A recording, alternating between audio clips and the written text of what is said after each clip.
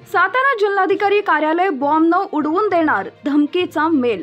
आज दुपारी 3:15 जिल्हाधिकारी कार्यालय उडवून देणार असल्याची चेन्नईच्या अज्ञाताकडून धमकीचा ईमेल आलाय।